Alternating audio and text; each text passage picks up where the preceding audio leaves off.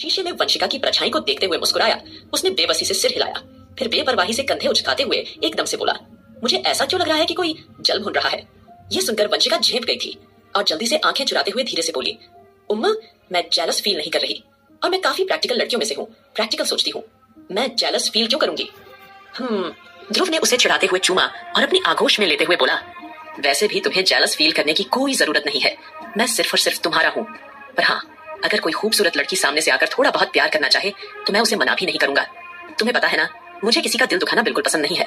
अब जैसे ही ध्रुव ने थोड़ा सा मजाकिया अंदाज में वंशिका को छेड़ा तो ये सुनकर वंशिका की आईब्रो सिकोड़ गई और उसके हाथों में जो तकिया था उसने वही उठाया और सीधे ध्रुव के सिर पर दे मारा और मुंह फुलाते हुए जल्दी से बोली, तुम्हें तो मैं छोड़ूंगी नहीं। तुम्हारी हिम्मत कैसे हुई किसी और के बारे में सोचने की भी? मैं तुम्हें नहीं छोड़ूंगी। ये बोलकर फिर वो उस पे तकिए बरसाने लगी और ध्रुव बचने के चक्कर में उसके करीब आ गया। दोनों एक बार फिर एक दूसरे को बाहों में भरकर प्यार में खो गए थे।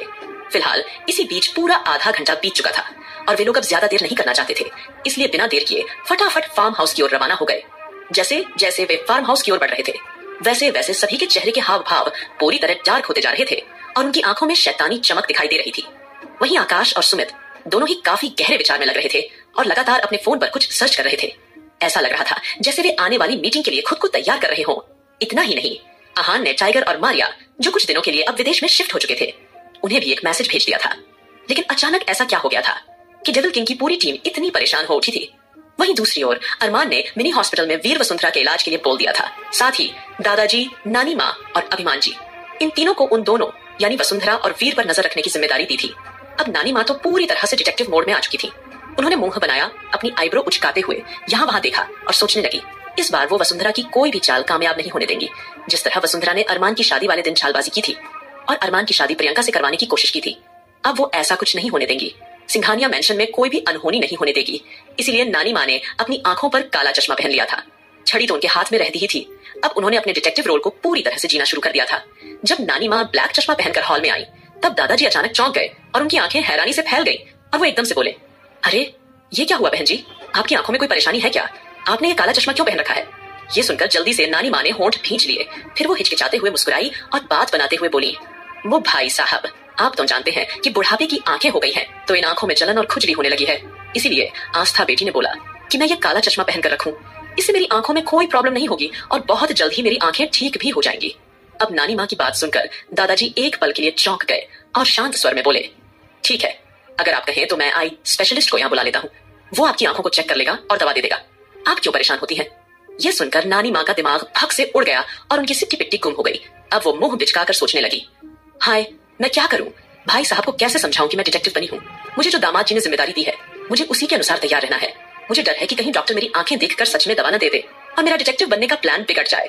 अचानक उन्होंने बेमन से कुछ सोचकर अपनी आंखें गोल गोल मटकाई और बात को हंसी में डालते हुए बोली, अरे नहीं नहीं भाई साहब, आप क्यों परेशान होते हैं? आप तो जानते हैं कि आस्था बिटिया और डॉक्टर लाइन में रहती है, तो आस्था को इतनी तो नॉलेज है ही कि वो मुझे घर पर ही ठीक कर दे। और वैसे भी भाई साहब, मुझे डॉक्टर के पास जाने से बहुत डर लगता है।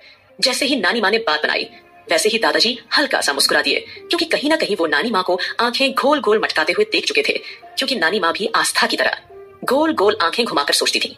तब वो समझ गए कि जरूर नानी माँ के दिमाग में इस बार भी कोई ना कोई खुराफाती आइडिया चल रहा है। फिलहाल वहीं दूसरी ओर राधिका और रश्मि दोनों जल्दी से हॉल में आई और नानी माँ की ओर देखकर खुशी से चहकती हुई बोली, वो नानी माँ, हमें ना कुछ शॉपिंग करने के लिए जाना है। एक तो आप जानती ही हैं, रौनक ने अपनी इतनी लंबी लिस्ट दे रखी है, उसे कितना ही सारा खाने का सामान चाहिए। जब से वो प्रेग्नेंट हुई है उसका खाना पता नहीं कहाँ जा रहा है, दिन भर बस खाती ही रहती है, उसका खाना बंद ही नहीं हो रहा। अब ये सुनकर नानी माँ हल्का सा मुस्कुराई और अपनी छड़ी जमीन पर टिकाकर एकदम से हंसी बोली, हाय राम, ये रौनक भी ना एक नहीं 50 जनों का खाना अकेले खा जाती है। अब समझ में आया कि आहान की हालत क्यों दिन ब दिन पतली होती जा रही है। उसका खाना भी तो रौनक अकेली ही खा जाती है, लेकिन ये उसकी प्रेगनेंसी के लक्षण है। अरे बेटा, जो प्रेगनेंसी होती है ना, इसमें सबके अलग अलग सिम्टम्स होते हैं, सबकी बॉडी अलग अलग होती है। किसी को कुछ चाहिए, किसी को कुछ नहीं। अब देखो, तुम भी तो प्रेग्नेंट हो, लेकिन तुम्हें दिन में कुछ भी खिला दो, तुम्हें तो थोड़ी ही भूख लगती है। थोड़ी बहुत फ्रूट्स भी तो तुम्हें मैं जबरदस्ती खिलाती हूँ। वही रौनक है, नानी माँ मुस्कुराते हुए बोली, उसे खाने की जरा भी जरूरत नहीं पड़ती, उसे जो दिया जाए वो फटाफट खा लेती है। तब रश्मि मुंह बनाते हुए मायूस होकर बोली, जी मैं क्या करूं नानी माँ, जब भी मैं कुछ खाती हूँ तो तुरंत ही उल्टी हो जाती है। मुझे कुछ समझ नहीं आ रहा कि मैं क्या करूं। अब तो आकाश भी मुझे लेकर परेशान हो रहा है कि मैं काफी कमजोर हो रही हूँ। हालांकि रश्मि खुद एक डॉक्टर थी, उसे अपने सिम्टम्स के बारे में सब पता था कि प्रेगनेंसी में ये सब कुछ नॉर्मली होता रहता है, लेकिन फिर भी वो मूड स्विंग की वजह से इस बात को लेकर अक्सर परेशान रहती थी। नानी माँ ने प्यार से उसके सिर पर हाथ रखा और ममता भरी आवाज में बोली, अरे मेरी प्यारी बिटिया, ये सब चलता रहता है। मैंने कहा ना, प्रेगनेंसी के अपने इफेक्ट्स होते हैं। किसी का बच्चा ज्यादा खाने को मांगता है और किसी को कुछ भी नहीं चाहिए होता, तो वो अपनी माँ को खुद ही कुछ खाने नहीं देता। तो ये सब जो तुम्हारे साथ हो रहा ये नॉर्मल है, इसलिए अब तुम परेशान मत हो, ठीक है? फिलहाल अगर तुम बाजार जा रही हो तो अपने साथ एक पानी की बोतल जरूर लेकर जाना, क्योंकि अगर पानी की कमी हो गई तो प्रॉब्लम हो सकती है। प्रेगनेंसी में एक बार को खाना न खाओ तो चल जाएगा, लेकिन पानी छोड़ना नहीं चाहिए, भले ही उल्टी क्यों न लग जाए। अब ये सुनकर रश्मि हल्का सा मुस्कुरा दी थी, क्योंकि पहली बार किसी ने इतने प्यार से उसे समझाया था, वरना रिश्तों के नाम पर, बड़ों के नाम पर तो उसके आसपास कोई था ही नहीं, सिर्फ नानी माँ और दादाजी ही उसके बड़े थे। फिलहाल राधिका बोली, मैं इनके साथ रहूंगी और पूरा इसका ख्याल रखूंगी, और फिलहाल हमें शॉपिंग तो करनी ही पड़ेगी ना। वैसे भी आस्था इस वक्त सोई हुई है। रश्मि शॉपिंग करने से पहले आस्था के पास जाना चाहती थी, क्योंकि जब से आस्था माँ बनी थी उसे शॉपिंग करने का कुछ ज्यादा ही शौक हो गया था और हर वक्त उसे केवल शॉपिंग की ही धुन सवार रहती थी। शुरू के 1.5 महीने तो उसने घर में आराम किया, लेकिन उसके बाद से उसने अंश के लिए नए नए कपड़े खरीदना शुरू कर दिया। उसने उसके लिए अभी से ढेर सारी शॉपिंग की, एक से बढ़कर एक जूते, कपड़े, चश्मा उसने ढेर सारे खरीदने शुरू कर दिए थे। अरमान सिंघानिया को जब यह पता चला कि उसकी बीवी आस्था को शॉपिंग का कुछ ज्यादा ही शौक हो गया है, तो उसके चेहरे पर एक रहस्यमय मुस्कुराहट थी, क्योंकि कहीं ना कहीं आस्था अब खुलने लगी थी। वरना एक टाइम था कि वह एक मामूली से नारियल के पैसे भी जोड़कर हिसाब में रखा करती थी कि उसे यह कर्ज चुकाना है, लेकिन अब आस्था जब से माँ बनी थी उसने भले ही अपने लिए कभी कुछ न खरीदे हो, लेकिन अपने बेटे के लिए वह हर छोटी से छोटी चीज अपने हाथों से खरीदना चाहती थी। फिलहाल अपनी बीवी की शॉपिंग करने के सपने को पूरा करने के लिए अरमान सिंघानिया ने पूरे का पूरा शॉपिंग कॉम्प्लेक्स ही उसके लिए खुलवा दिया था, ताकि आस्था जब चाहे दिल खोलकर शॉपिंग कर सकती थी। लेकिन आज जब रश्मि आस्था के कमरे में उसे अपने साथ लेकर जाने के लिए गई तो उसने 2 से 3 बार दरवाजे पर दस्तक दी, लेकिन आस्था की तरफ से कोई जवाब नहीं आया। तब रश्मि ने सोचा कि शायद इतनी ज्यादा भागदौड़ और स्ट्रेस के बाद आस्था थोड़ा थक गई होगी और आराम कर रही होगी, तो मैंने उसे डिस्टर्ब करना जरूरी नहीं समझा। मैंने सोचा था कि उसे बाहर ले जाऊंगी तो शायद वो अंश वाला हादसा थोड़ा भूल जाएगी। अब अंश वाला हादसा सुनते ही सबके चेहरे पर फिर से मायूसी छा गई। कहीं ना कहीं सबको ये बात अजीब लग रही थी कि भला सिंघानिया मेंशन में नानी माँ और दादाजी के सामने ही अंश का यूं अचानक गायब हो जाना और फिर किसी को कुछ पता न चलना, ये कैसे मुमकिन था? वहीं अरमान भी इतना नॉर्मल बर्ताव कर रहा था, तो ये बात सभी को हैरान और परेशान कर रही थी। उसी वक्त एंजेल तेजी से वहां आई और एक्साइटेड होकर बोली, मैं भी आप लोगों के साथ शॉपिंग पर चलूंगी, क्योंकि अविनाश जी ने अंश के लिए कुछ जरूरी सामान मंगवाया है, तो उन्होंने कहा है कि मैं आप सबके साथ जाऊं। अब ये सुनकर रश्मि बोली, हाँ हाँ क्यों नहीं, अब 2 नहीं 3 हो जाएंगी तो और भी मजा आएगा, चलो चलते हैं शॉपिंग के लिए। तभी राधिका थोड़ा रुककर नानी माँ को देखकर एकदम मजाकिया अंदाज में बोली, वैसे नानी माँ आप तो एकदम शेर बन गई हैं आजकल, चश्मा, छड़ी और ये अंदाज, लगे हाथों आपको जासूसी सीरीज की हीरोइन बना देना चाहिए। राधिका ने नानी माँ के लुक को देखकर हंसते हुए कहा। नानी माँ ने मुस्कुराकर कंधे उचकाए और बेपरवाह अंदाज में बोली, बेटा अब उम्र भले ही ढल गई हो, पर दिमाग अभी भी सीआईडी के एसीपी प्रद्युम्न से कम नहीं है। अब तुम लोग जाओ, जो सामान रौनक को चाहिए वो उसके लिए भी ले आओ, और हाँ रौनक के लिए कुछ सब्जी फल भी दिलवा देना, वरना उसका बच्चा सीधे पिज्जा और बर्गर के साथ जन्म लेगा। नानी माँ की बात सुनकर सब खिलखिलाकर हंस दिए और एंजेल को लेकर एक कार में रवाना हो गए। वहीं दूसरी ओर अविनाश इस वक्त हाल में सोफे पर बैठे नानी माँ और दादाजी के पास आ गया था, लेकिन अभिमान वहां नहीं था। असल में अभिमान तो मिनी हॉस्पिटल में था, जहाँ वसुंधरा और वीर का इलाज चल रहा था। वो उन्हें 1 मिनट के लिए भी अकेला नहीं छोड़ रहे थे।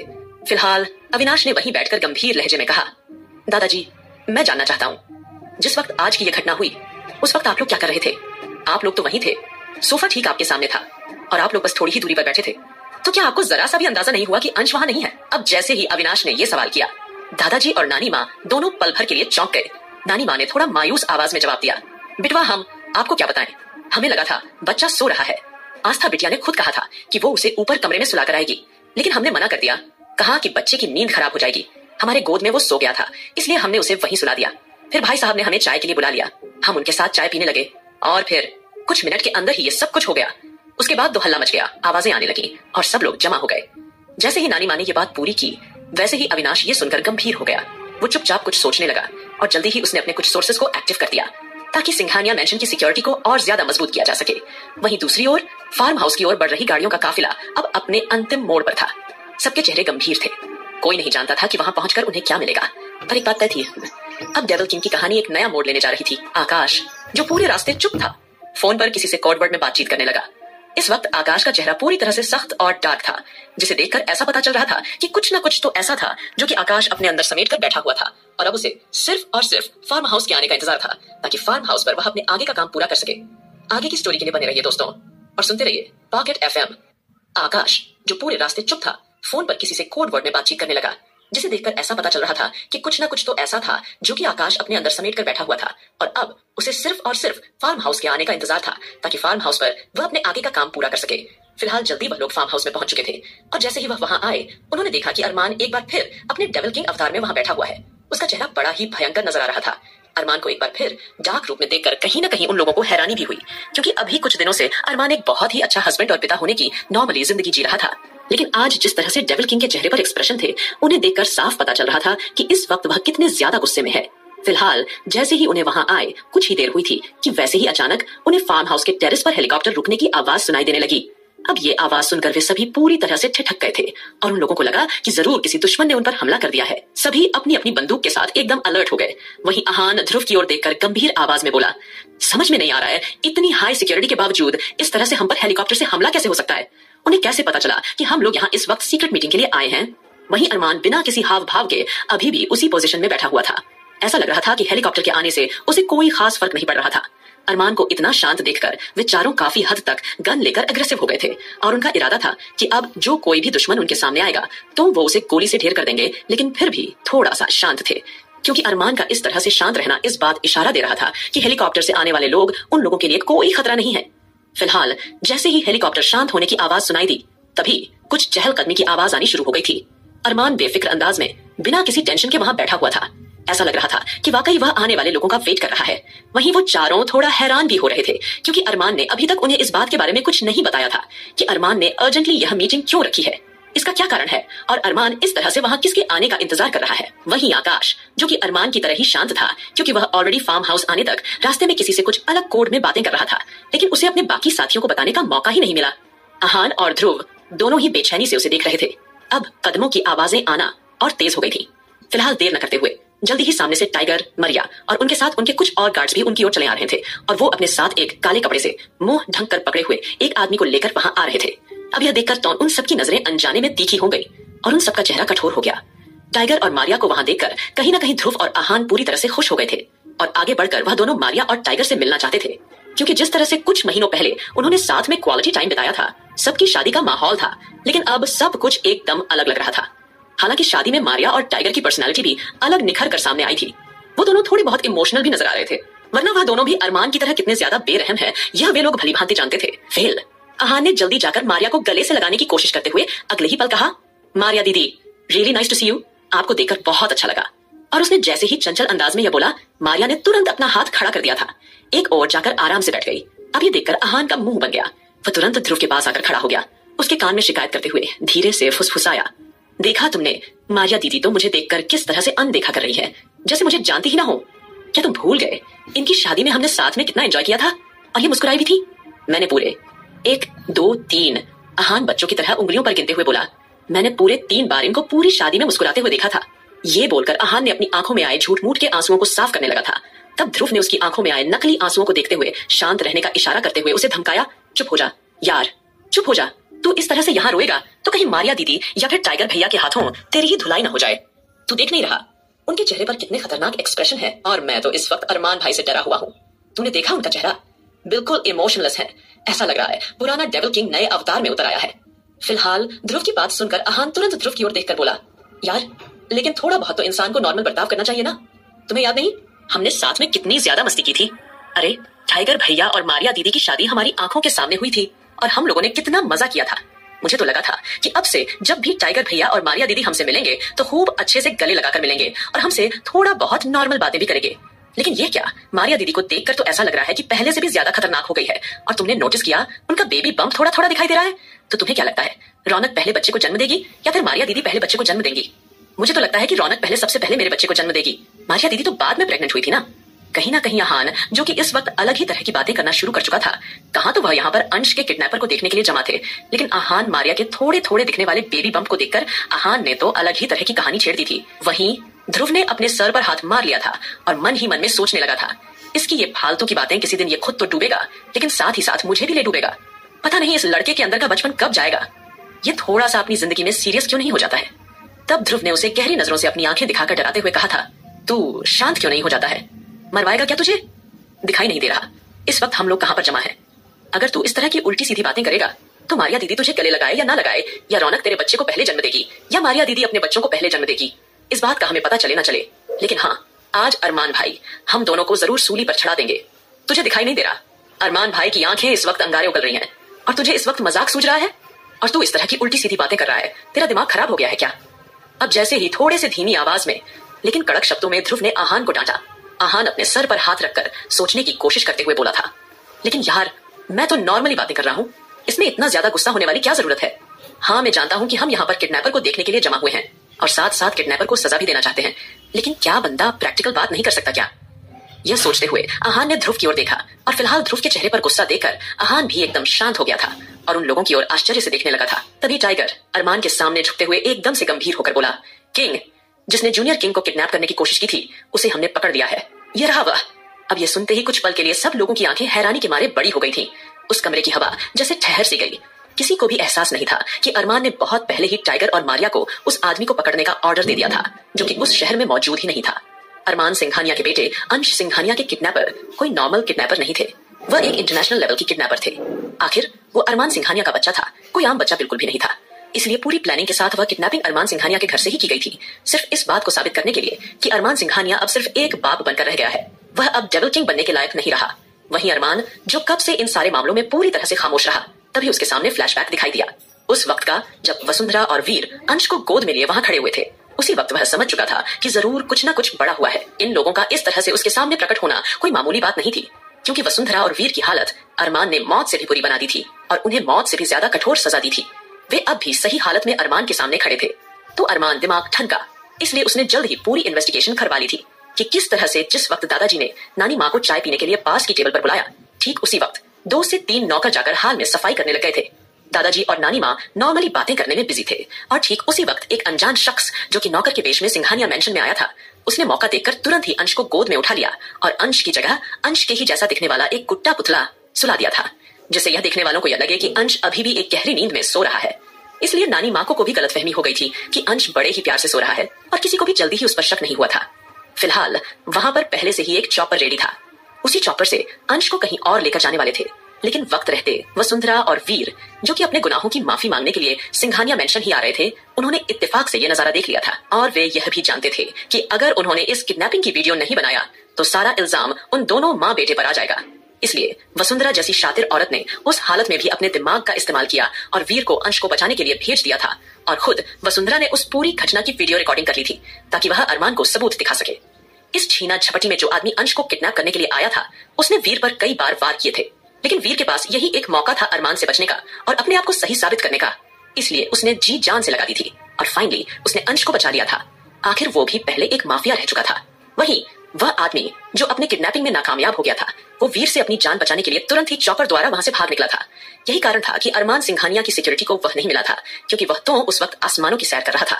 लेकिन अरमान को वक्त रहते समझ में आ चुका था कि अगर किसी ने उसी के घर में उसी के सभी सीसीटीवी कैमरा हैक करके इतनी प्लानिंग के साथ किडनैपिंग करवाई है, तो यह मामूली किडनैपिंग तो किसी भी कीमत पर नहीं हो सकती है। किसी ने बड़े इंटरनेशनल लेवल पर यह किडनैपिंग करवाई है और अरमान रंगे हाथों उन सभी दुश्मनों तक पहुंचना चाहता था जिसने उसके बेटे पर गंदी नजर डाली थी। भला अरमान इतनी आसानी से उन्हें कैसे छोड़ सकता था? इसीलिए उस वक्त अरमान शांत रहा था और उसने किसी तरह का कोई भी अग्रेसिव रूप नहीं दिखाया, क्योंकि अगर वह पूरी तरह से जज्बाती हो जाता या फिर आस्था के सामने कोई गलत कदम उठा लेता तो शायद आस्था को भी उससे डर लगने लगता। और अरमान ने जो आस्था के सामने उससे प्यार होने के बाद अपनी एक अलग तरह की और प्यार वाली छवि बनाई थी, अपनी उस छवि को भी वह बर्बाद नहीं करना चाहता था। इसीलिए अरमान ने सब कुछ प्लानिंग के तहत किया था और इस तरह से ध्रुव और आहान को इसमें इन्वॉल्व करके वह उन्हें भी परेशान नहीं करना चाहता था। सिर्फ उसने सुमित और आकाश को सिंपल इंस्ट्रक्शन दे दिए थे कि उन्हें इसी वक्त टाइगर और मारिया को एक्टिव करना होगा और साथ ही साथ आसमानों की सैर करने वाले प्राइवेट जेट जो भी अरमान सिंघानिया के शहर से उड़े हैं, उन्हें फौरन ट्रैक किया जाएगा। आकाश ने अपने सोर्स का इस्तेमाल करते हुए जल्दी ही सभी चोपर जितने भी बेंगलुरु शहर से उड़े थे, सभी की लोकेशन ट्रेस करवा ली थी कि कौन सा चोपर किस जगह जा पहुंचा था। और इस वक्त जैसे ही उन्हें लोकेशन मिली, टाइगर और मारिया ने तुरंत ही उस किडनैपर को धर दबोचा था। आगे की स्टोरी जानने के लिए सुनते रहिए पॉकेट एफएम दोस्तों, और साथ ही साथ मेरी बाकी की स्टोरी को भी अपना ढेर सारा प्यार देना बिल्कुल ना भूले। धन्यवाद दोस्तों।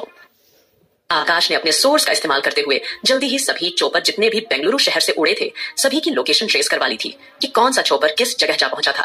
और इस वक्त जैसे ही उन्हें लोकेशन मिली, टाइगर और मारिया ने तुरंत ही उस किडनैपर को धर दबोचा था। शून्य और चौपर अगवा करके वह लोग अब अरमान सिंघानिया के फार्म हाउस में पहुंच चुके थे। अब जैसे ही यह सारी बात सब लोगों के सामने आई, वैसे ही सबका मुंह हैरानी के मारे खुला का खुला रह गया था। लेकिन अहान खुद को रोक नहीं पाया। लेकिन भाई, वहां हमें सोफे पर तो कोई गुड्डा या कुछ इस तरह का खिलौना दिखाई नहीं दिया जिससे यह पता चले कि चैंप की जगह गुड्डा वहां पर लेटा हुआ है। यह सवाल सुनते ही अरमान ने अगले ही पल अपने सिर पर एक बार टेप किया और उसे गहरी आवाज में बोला, क्योंकि जिस वक्त अंश के रोने की आवाज सुनाई दी थी उसी वक्त किसी ने वह गुड्डा वहां से हटा दिया गया था। इसका मतलब साफ है कि अभी भी सिंघानिया मेंशन में इसका एक साथी मौजूद है। जैसे ही अरमान ने सर्द और कठोर आवाज में बताया, यह सुनकर वैसे ही पूरा फार्म हाउस में सन्नाटा पसर गया। अरमान के इस शब्दों ने जैसे हवा को चीर दिया। सभी एक पल को पत्थर के जैसे जम गए थे। सबकी निगाहें एक दूसरे को घूरने लगी, क्योंकि कहीं ना कहीं सब खुद को 30 मार खान समझते थे, काफी ज्यादा पावरफुल समझते भी। लेकिन आज यह सुनकर कि उन्हीं के घर में अंश को किडनैप करने वाला उनका एक साथी अभी भी मौजूद है, सबके चेहरे पर फिक्र नजर आने लगी। और उसका वह साथी कौन है? ध्रुव हड़बड़ाहट में जल्दी से बोला, क्योंकि वही वो आदमी था जिसे मारिया और टाइगर वहां लेकर आए थे, जिसकी पहचान अब तक एक रहस्य बनी हुई थी। अपने बंद चेहरे के पीछे भी उसकी आंखें उसके इरादों को छिपा नहीं पा रही थी। उसकी आंखों में डर का नामो निशान नहीं था, न पश्चाताप न घबराहट, मानो जैसे वो इस कैद में भी खुद को इस खेल का राजा समझ रहा हो। अब सभी की नजरें उस शख्स की ओर टिकी हुई थी जो अभी तक नकाब में ढका हुआ था। सबकी आंखों में एक ही बेचैनी छुपी हुई थी। सबका चेहरा पूरी तरह से उलझन में था। आखिर कौन है यह शख्स? इसका चेहरा कब सामने आएगा? एक रहस्य धीरे धीरे उजागर होने को था और हवा में एक हल्की बेचैनी थी। डर और बदले की बू साफ महसूस हो रही थी। फार्म हाउस का माहौल सन्नाटा ओढ़े खड़ा था। हर कोई अपनी गहरी आंखों से एक ही दिशा में देखे घूरे जा रहा था, उस अनजान आदमी की ओर जिसका चेहरा अब तक नकाब में छिपा था। अरमान धीमे कदमों से उसके पास बढ़ा। उसके हाथ में एक चमकता हुआ चाकू था। अब अरमान ठंडी लेकिन खतरनाक आवाज में बोला, अब समय आ गया है तुम्हारा असली चेहरा सबके सामने लाने का। अब जैसे ही अरमान की आवाज गूंजी, एक पल के लिए सबकी सांसें थम गई थी, क्योंकि वे सभी बेसब्री से उस शख्स का चेहरा देखना चाहते थे। किसकी इतनी हिम्मत हुई कि उसने अरमान सिंघानिया के बेटे अंश सिंघानिया को अगवा करने की कोशिश की? यह बात इतनी आसान नहीं थी जितनी दिखाई दे रही थी। अरमान ने अपने चाकू की नोक से धीरे धीरे उसके चेहरे से वो काला नकाब हटाया। अब जैसे ही वह चेहरा सबके सामने आया, नहीं, ये तो, किसी ने चीख कर कहा। सब लोग तो अपनी जगह से उठ खड़े हुए। हर कोई चौंक गया। हर किसी आंखें हैरानी से फटी की फटी रह गई। सामने खड़ा शख्स कोई और नहीं बल्कि खुद विवेक सिंघानिया था, सिंघानिया परिवार का बेहद करीबी और अहान का चाचा। विवेक अंकल, आप? अहान की कांपती हुई आवाज गूंज उठी। उसका चेहरा एक पल के लिए जम गया, लेकिन विवेक के चेहरे पर न कोई शर्म थी न कोई पछतावा। उसके होंठों पर बस एक कड़वी सी स्माइल थी। उसने ठंडे स्वर में कहा, कभी कभी वफा का चोला पहनने के लिए गद्दारी की आग में जलना पड़ता है, पर खेल अभी शुरू हुआ है अरमान। उसने बेशर्मी से कहा और उसकी आंखों में एक अजीब सी चमक दौड़ गई। विवेक सिर्फ अरमान की ओर नफरत भरी नजरों से देखकर बात कर रहा था। इस बीच अहान की ओर देखना उसने एक बार भी जरूरी नहीं समझा था। वहीं विवेक की बातें सुनते ही अहान की आंखों से लगातार आंसू बहना शुरू हो गए थे और वह तुरंत ही विवेक के सामने जाकर खड़ा हो गया। अहान की आवाज में अब गुस्सा झलकने लगा। विवेक अंकल, आप ये सब क्यों कह रहे हैं? ये क्या हो रहा है यहाँ पर? आप ऐसे कैसे कर सकते हैं? आपने अंश को अगवा करने की कोशिश की, लेकिन क्यों? आपको हो क्या गया है? यह सब क्या है अंकल? अहान के मुंह से यह सुनकर अब विवेक के चेहरे के एक्सप्रेशन बिगड़ गए और अचानक उसने खींचकर एक जोरदार तमाचा अहान के मुंह पर दे मारा और उसकी ओर बेरुखी देखकर बोला, just shut up, just shut your mouth. Mouth? तुम जानते हो, तू सिर्फ मेरा एक नालायक भतीजा है। भले ही रिश्तों के नाम पर मैं तुम्हारा इकलौता चाचा था, लेकिन तुमने इस गरीब, इस अनाथ को आज कहां से कहां पहुंचा दिया। मेरे बेवकूफ पिता ने इसके दादा को अपना सरनेम दिया, नाम दिया, अपनी प्रॉपर्टी दी। भले ही उसने उस प्रॉपर्टी को अरबों खरबों तक पहुंचा दिया हो, लेकिन वह प्रॉपर्टी मेरी थी, सिर्फ मेरी, जिसे उन्होंने कभी किसी लायक नहीं समझा और हमेशा मुझे नीचा दिखाया। और जिस दिन से यह अरमान तुम्हारी जिंदगी में आया है ना, उस दिन से तुम भी मेरे नहीं रहे।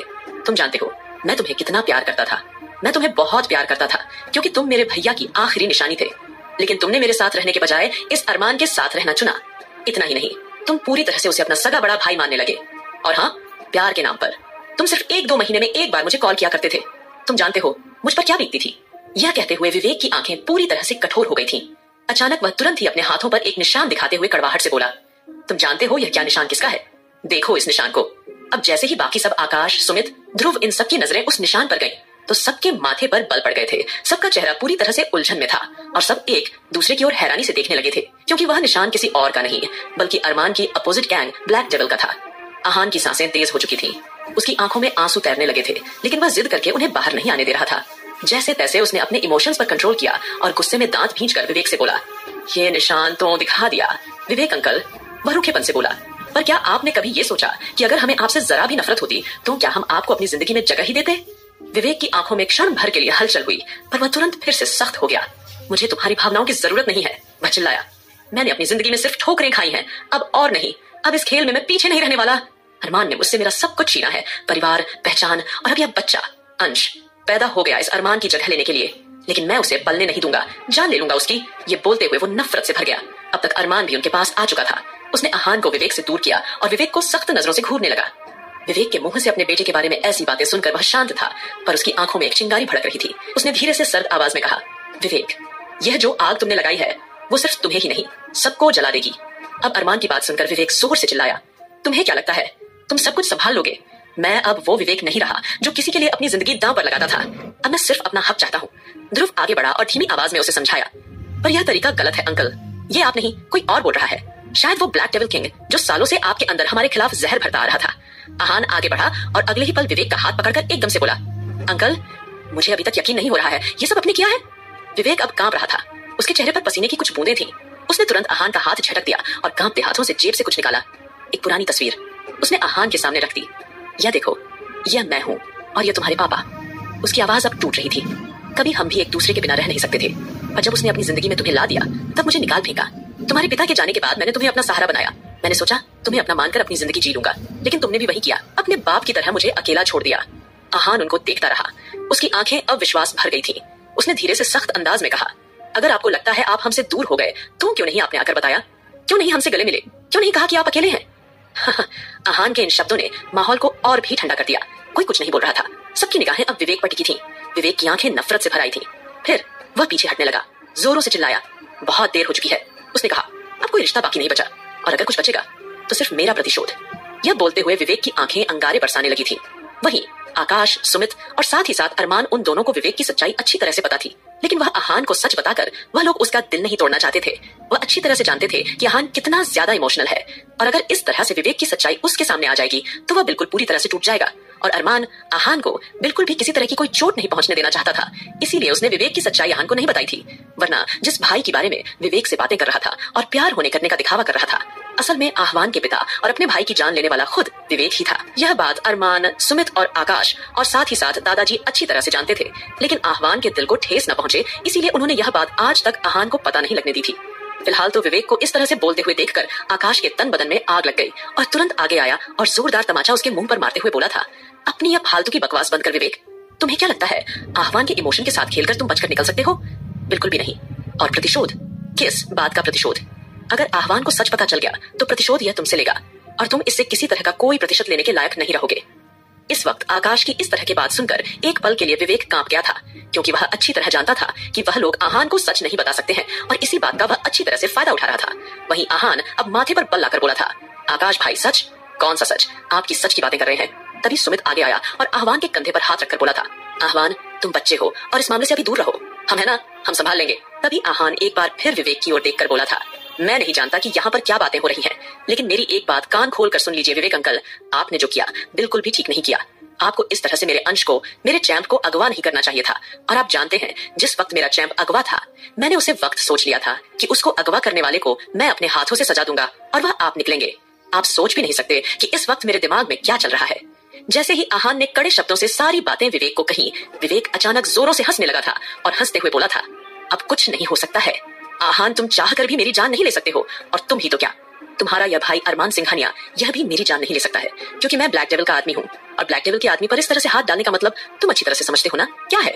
और रही बात इस अरमान भी सिंघानिया कि मैं इसे नफरत करता हूँ, शुरू से मैं इस नफरत करता आया हूँ, और इस नफरत मैंने इसके बेटे को अगवा करने की कोशिश की। हाँ, यह बात सच है कि मैं इसके बेटे को अगवा ब्लैक डेविल के कहने पर करने की कोशिश की थी, लेकिन इसमें मेरा अपना फायदा था, क्योंकि मैं इसे तोड़ना चाहता था, दर्द देना चाहता था, इसीलिए मैंने ये सब कुछ किया। विवेक की बातें सभी के कानों में बिल्कुल तीर की तरह चुभ रही थी, लेकिन विवेक बुरी तरह से दहाड़ रहा था और लगातार हंसते हुए बोल रहा था, अब कोई नहीं बचेगा, कोई भी नहीं बचेगा, मैं सबको खत्म कर दूंगा और अपना बदला लूंगा। अब अगर कुछ जिंदा रहेगा तो सिर्फ और सिर्फ मेरा प्रतिशोध रहेगा।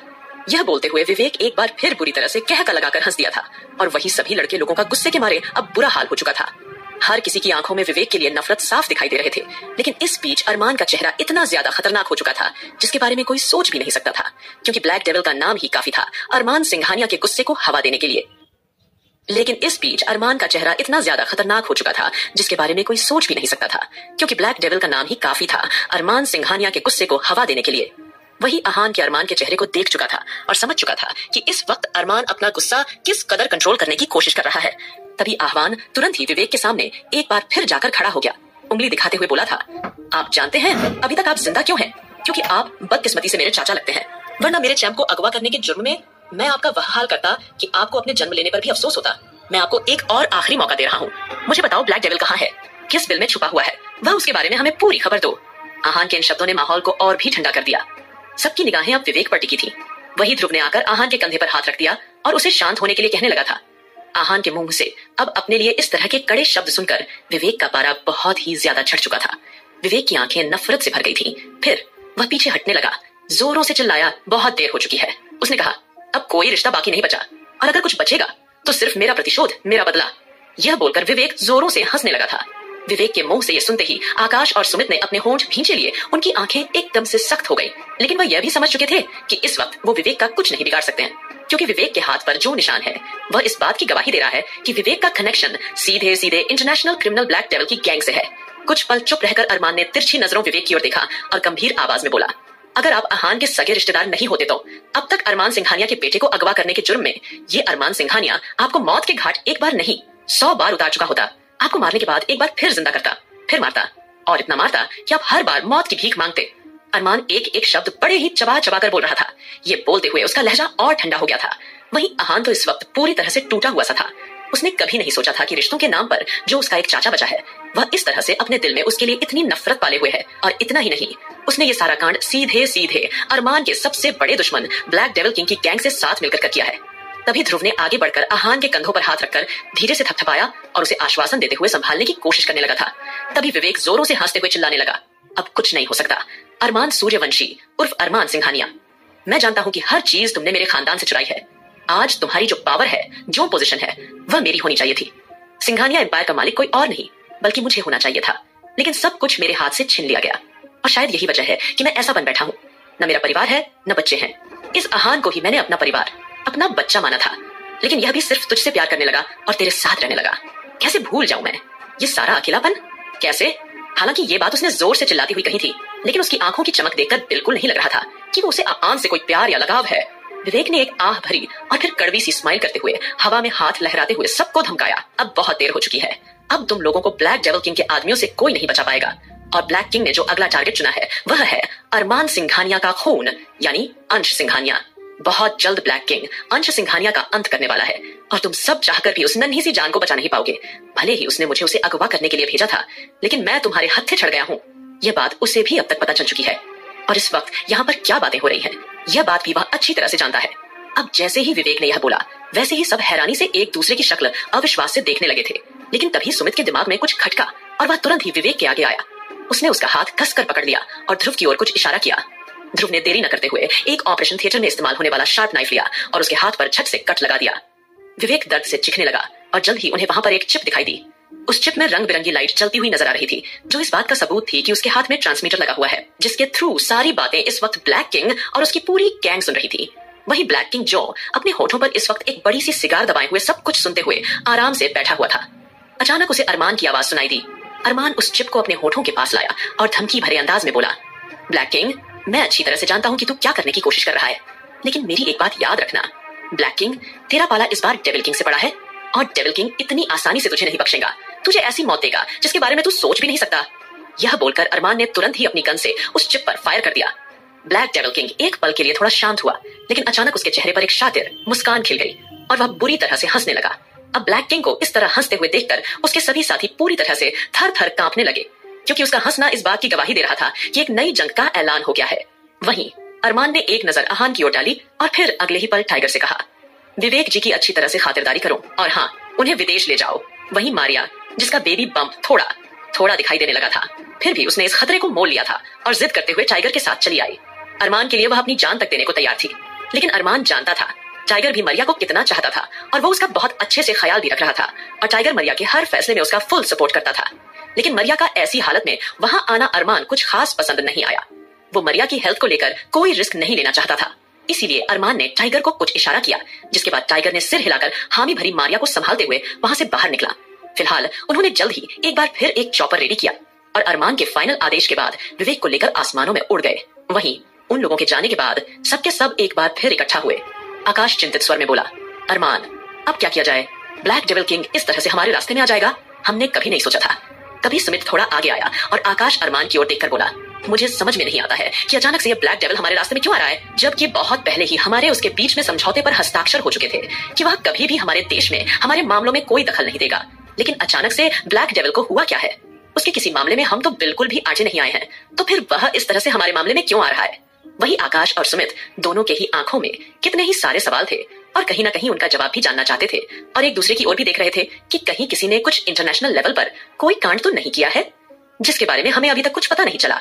फिलहाल ध्रुव तुरंत आकाश और सुमित के पास आया और बोला, आप लोग फिक्र मत कीजिए, बहुत जल्दी उसके बारे में पता चल लगा लूंगा कि आखिरकार ब्लैक डेविल चाहता क्या है और इस तरह से हमारे पीछे क्यों पड़ा हुआ है। और समझ नहीं आ रहा है ये विवेक अंकल उसके हाथ कैसे चढ़ गया है।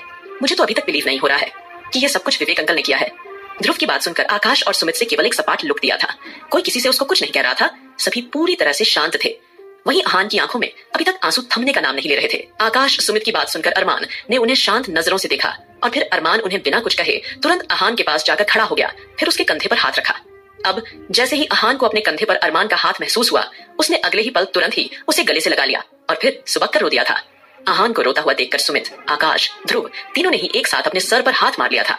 वही ध्रुव तो आकाश से बोला था, आकाश भाई, ये अहान कभी नहीं सुधरने वाला है। मैं जानता हूँ कि इस वक्त उसे दर्द पहुंचा है, उसे तकलीफ हुई है, लेकिन इस तरह से बच्चों की तरह क्यों रोता है? कल को उसका बच्चा पैदा होगा, अगर उसके सामने भी ये इस तरह से रोएगा तो मैं उसके बच्चे को क्या जवाब दूंगा?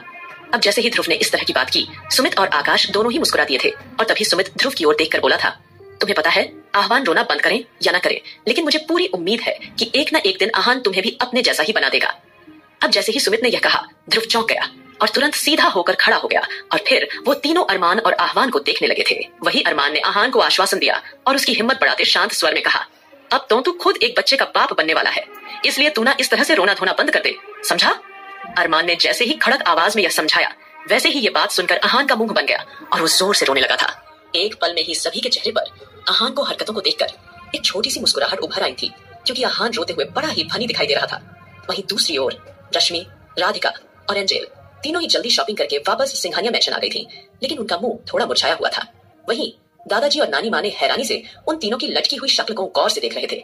फिर नानी माँ ने आईब्रो सिकोड़ी और फिक्र भरी आवाज में पूछा, क्या बात है बेटा, तुम तीनों इतनी ज्यादा मायूस क्यों दिखाई दे रही हो? क्या हुआ? क्या आपके पसंद का कोई सामान नहीं मिला क्या? जैसे ही नानी माँ ने यह कहा, वैसे ही राधिका, रश्मि और एंजेल तीनों की आंखें हैरानी से फैल गई। उनके मुंह से यह सुनते ही एंजेल तपाक से बोली, नानी माँ, आपको कैसे पता चला कि हमारी पसंद की शॉपिंग नहीं हुई है, इसलिए हमारे मुंह लटके हुए हैं? अगले ही पल नानी माँ ने तुरंत ही अपना काला चश्मा स्टाइल में अपने सिर पर रखा और फिर आंखें मटकाते हुए बोली, अरे बेटा, यह जो बाल दिखाई दे रहे हैं ना हमारे सिर पर, जो एकदम सफेद हो गए हैं, ये ऐसे ही सफेद नहीं हुए हैं। तुम जैसे बच्चों को अच्छी तरह से हमने परख रखा है, इसीलिए हुए हैं। हम दिन रात आप बच्चों में ही ध्यान देते रहते हैं कि कब कौन बच्चा क्या कर सकता है। तुम्हें पता है, मेरी गौरी यानी आस्था तो इतनी ज्यादा शैतान थी। अगर बचपन में उसे कोई चीज पसंद आ गई हो और वो चीज उसे नहीं मिलती थी, तो वो उस चीज के लिए कितने दिनों तक रोया करती थी। तुम लोग तो फिर भी रो नहीं रही हो, सिर्फ और सिर्फ मुंह लटका कर बैठी हुई हो। अब जैसे ही नानी माँ ने थोड़ा सा मुंह बनाकर यह समझाया, तो वैसे ही सभी के चेहरे जो थोड़ी देर पहले मायूस नजर आ रहे थे, वो चेहरे खिल उठे थे।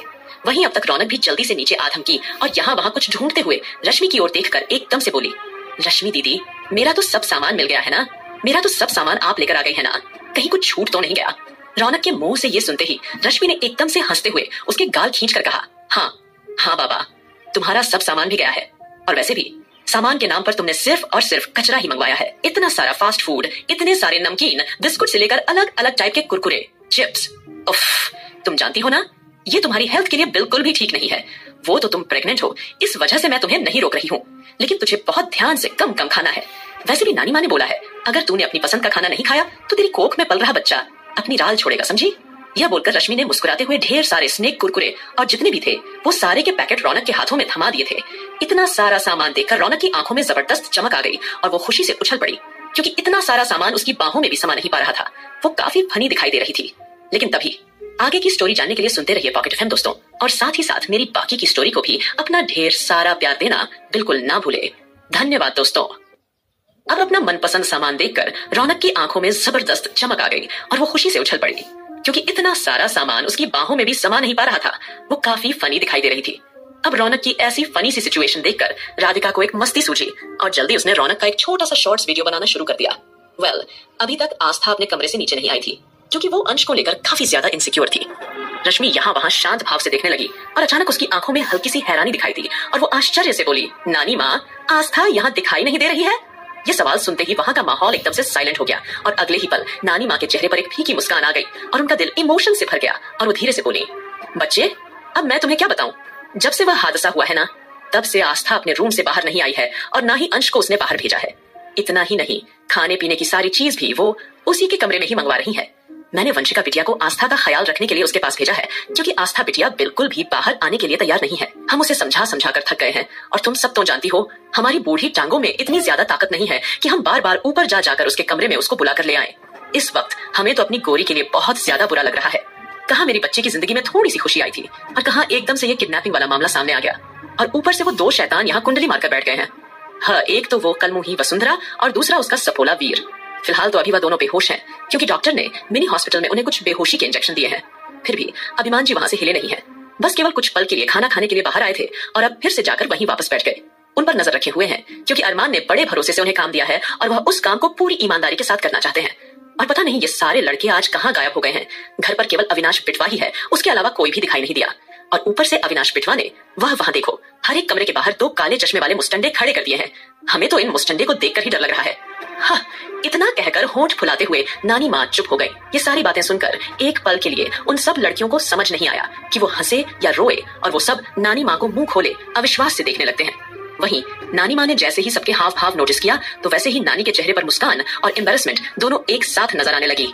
क्योंकि सारी लड़कियां मुंह खोले उन्हीं की ओर आश्चर्य से देख रही थी, तो नानी माँ अनजान बनते हुए जल्दी से रौनक की ओर देखकर एकदम से बोली, अब आपके कहने पर हमने ये सारा सामान आपके लिए मंगवा दिया है, लेकिन आप 2 पैकेट से ज्यादा दिन में नहीं खाएंगी। आपको फल फ्रूट्स भी खाने होंगे, ठीक है? और इस बारे में हम कोई बहाना नहीं सुनेंगे। वहीं दादाजी, जो कि अपनी आंखें बंद किए हुए ही उन लोगों की बातें सुन रहे थे, वह गहरी सोच में डूबे हुए थे। उन्होंने सपने में भी नहीं सोचा था कि ऐसा कुछ हो जाएगा।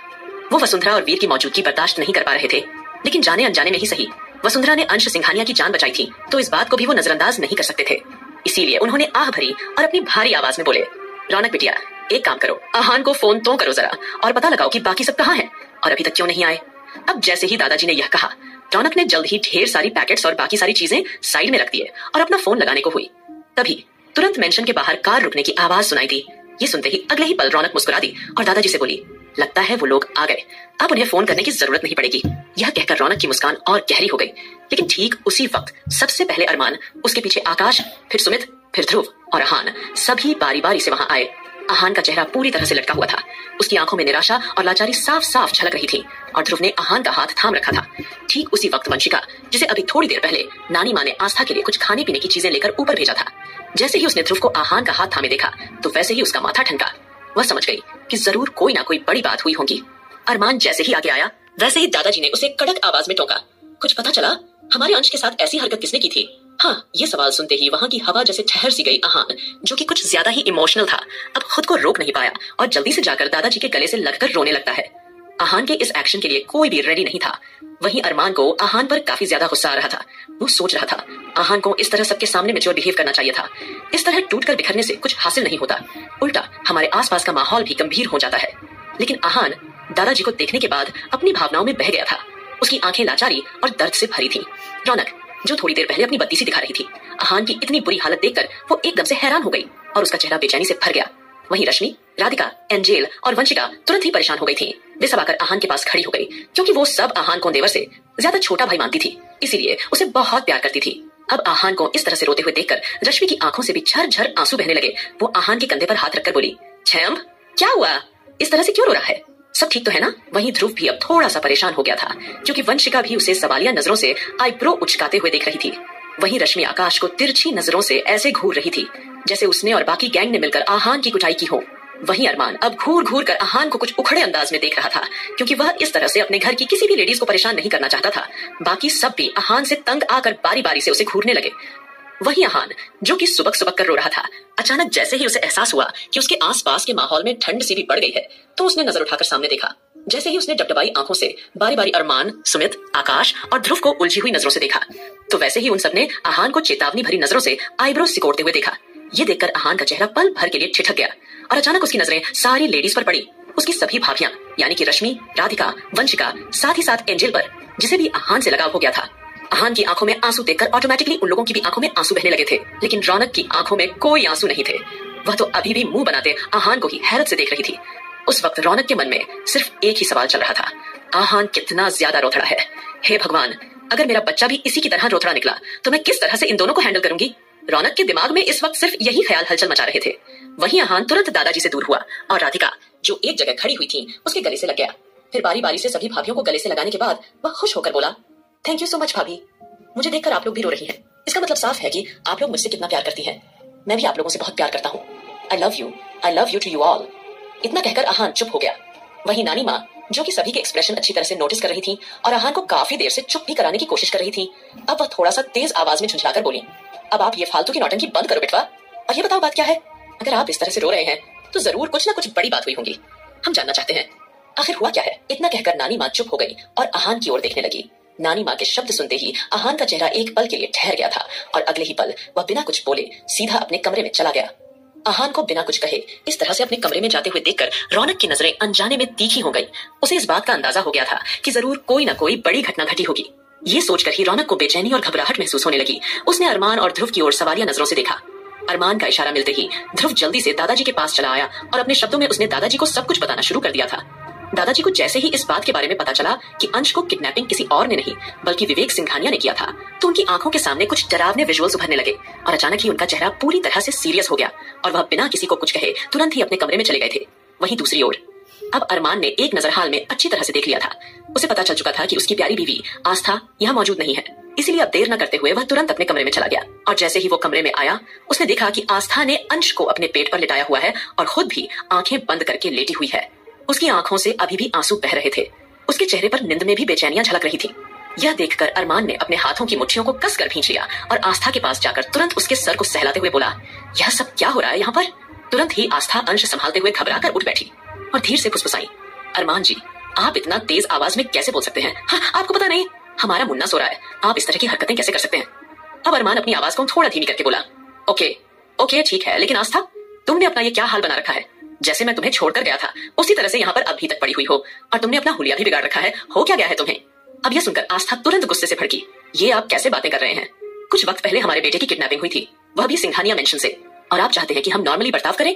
ऐसा कैसे हो सकता है। हम एक माँ हैं, आप नहीं जानते किसी माँ से उसका बच्चा छीन लिया जाए तो उस माँ पर क्या गुजरती है। अरमान ने तुरंत उसका सर अपने सीने से लगा लिया और दूसरे हाथ से अपने बच्चे को संभाल लिया और धीरे धीरे उसे आश्वासन देने लगा। वहीं दूसरी ओर अब आकाश ने जल्दी से मेंशन में आने के बाद सारे रास्तों को अच्छी तरह से बंद कर दिया था और जितने भी घर में काम करने वाले नौकर चाकर मौजूद थे उन सबको तहखाने में जमा होने के लिए कह दिया था। और यह काम किसी और ने नहीं बल्कि सुमित ने करवाया था। वह सभी नौकरों समेत सबको लेकर वहां जमा हो चुका था। घर का कोई भी काम करने वाला नौकर, कोई भी मेंबर वहां नहीं बचा था, क्योंकि अभी भी उस शख्स पता लगाना था जो उनके पीठ पीछे नमक हराम कर रहा था और उन्हें धोखा दे रहा था। इसलिए उस शख्स का पता लगाना बहुत ज्यादा जरूरी था और आगे के राज वही उगलने वाला था। वही सब नौकरों में अब एक हलचल सी मची हुई थी। क्योंकि राजेश उनका वफादार नौकर था, इसलिए उन्होंने उसे साइड में खड़ा कर दिया था और राजेश से वह किसी तरह की कोई इन्वेस्टिगेशन नहीं करने वाले थे। लेकिन जितने भी घर में नौकर चाकर मौजूद थे उन सबकी इन्वेस्टिगेशन करना बहुत ज्यादा जरूरी था और उन सबकी इन्वेस्टिगेशन कोई और नहीं बल्कि अरमान खुद करने वाला था। फिलहाल अरमान, जो कि एक अच्छा पति और पिता बनकर अपनी बीवी और बेटे को संभाल रहा था, थोड़ी ही देर बाद उसे फोन पर एक नोटिफिकेशन मिली तो उसने गहरी सांस लेते हुए आस्था की ओर देखा और फिर आहिस्ता से कहा, आस्था, अगर आप इस तरह का बर्ताव करोगी तो नानी माँ को कितना ज्यादा बुरा लगेगा, इसीलिए आपको थोड़ा स्ट्रांग होना होगा। इस तरह का व्यवहार आपको बिल्कुल भी सूट नहीं करता है और वैसे भी मुझे अपनी चुलबुली, नटखट और शरारती आफत पसंद है। आप समझ रही हैं ना मेरी बात। अरमान जब आस्था को थोड़ा कंफर्टेबल करने के लिए इस तरह की बातें बोल रहा था, तब ये सुनते ही आस्था ने अपनी नजरें झुका ली थी और फिर अरमान का हाथ पकड़कर एकदम से बोली, आप हमारा मन बहलाने की कोशिश कर रहे हैं ना, लेकिन अरमान जी, अब हम बच्चे नहीं रहे। अब हमारी जिंदगी में एक बच्चा है और हमें उसे पालना है। आप नहीं जानते हमें कैसा लग रहा है इस वक्त।